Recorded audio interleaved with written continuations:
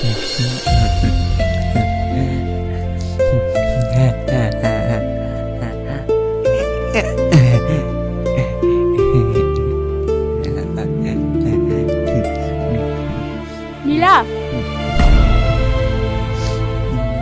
হ্যাঁ ম্যাডাম,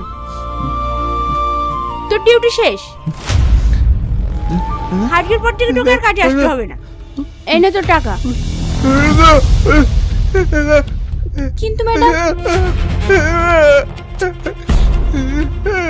নে ধর। এখন থেকে ওর সব কাজ আমরাই করব।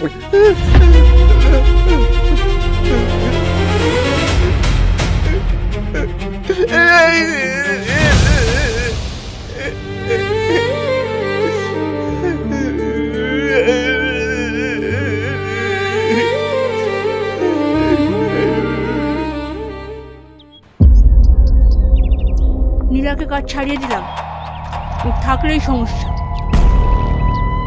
সন্ধ্যাবেলা একটা ডাক্তার আঙ্কেল আসছে, ইঞ্জেকশনটা দেওয়া হলে টেনশন মুক্ত। এবার তুমি দেখবো আমার খেলা, তোমার ছেলে কি করতে পারে। এই না হলে আমার ছেলে।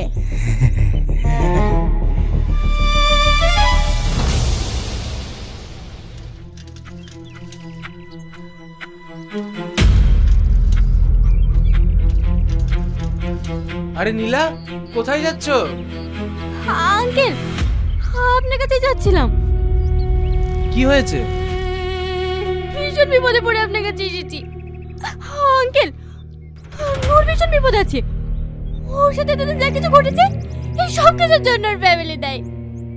আজ আবার আমাকে কাজ থেকে তাড়িয়ে দিয়েছে। হ্যাঁ, কাজ থেকে তাড়িয়ে দিয়েছে মানে? বলো কি? হ্যাঁ আঙ্কেল, আবার শুনলাম আজ রাতে নাকি ওকে ইঞ্জেকশন দিয়ে প্যারালাইসিস করে ফেলে রাখবে। এখন আমি কি করবো কিচ্ছু বুঝতে পারছি না, তাই আপনার কাছে আসলাম। তলে তলে এত কিছু। আচ্ছা, তুমি কোনো চিন্তা করো না, আমি দেখছি কি করা যায়। তুমি নিশ্চিন্তে বাড়ি যাও। ঠিক আছে আঙ্কেল। যাও যাও যাও।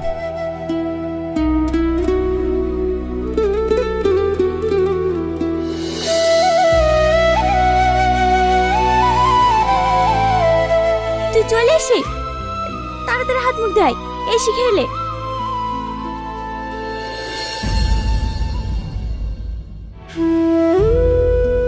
কি হয়েছে তোর? শরীর খারাপ করছে? না মা, বাড়ির মালিক আজ আমার কাজ ছাড়িয়ে দিল। কি? তাতে আমার কোনো দুঃখ নাই মা, কিন্তু আমি যে ছেলেটার দেখভাল করতাম সে এখন মৃত্যুর মুখে। কি হয়েছে ওর? মা, আমি যাকে হ্যান্ডিক্যাপ ভেবে দেখাশোনা করতাম সে আসলে হ্যান্ডিক্যাপ না, এই হ্যান্ডিক্যাপ করে রেখেছে। আমি ওকে সুস্থ করে তুলছিলাম বলে আমাকে কাজ থেকে তাড়িয়ে দিল। আজকে রাতে ওকে ইঞ্জেকশন দিয়ে প্যারালাইসিস করে ফেলে রাখবে বলছে। কি বলছিস তুই? হ্যাঁ মা, ওকে আমি কি করে বাঁচাবো তাই ভাবছি। যা করি হোক, ওকে আমাকে বাঁচাতেই হবে। না না, তোকে ওইসব ঝামেলার মধ্যে যেতে হবে না। এমনি আমাদের সমস্যা শেষ নাই।